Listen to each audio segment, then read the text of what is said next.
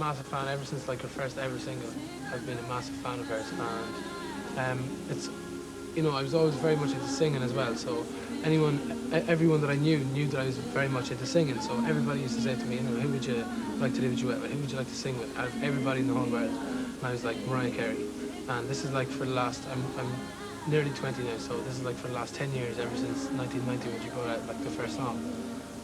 And today now we're in the recording studio doing a duet with her. So I mean, you could never imagine like how much it means. You know what I mean? I met Westlife at a party. I think it was actually Mr. Clive Davis's after party from one of the award shows like a couple months ago.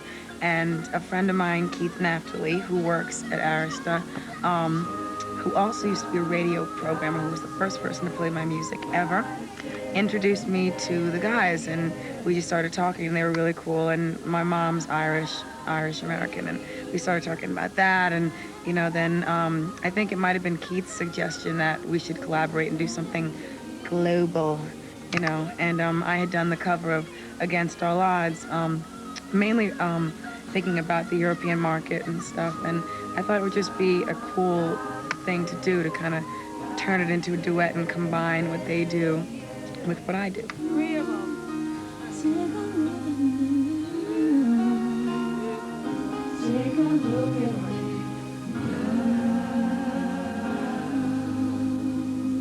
Actually, the song Against All Odds was something that I used to listen to when I was growing up, and was one of my favorite songs. And I have specific memories of like being at certain places, and you know, and hearing that song and singing that song. And I just thought it was quite a miserable romantic song. And I saw Phil Collins when I was at a show, and he was there, and he was in the other studio, and he came in and he listened to me sing it, and it was just a really completely random moment, because who would have known we would have been together at the same place.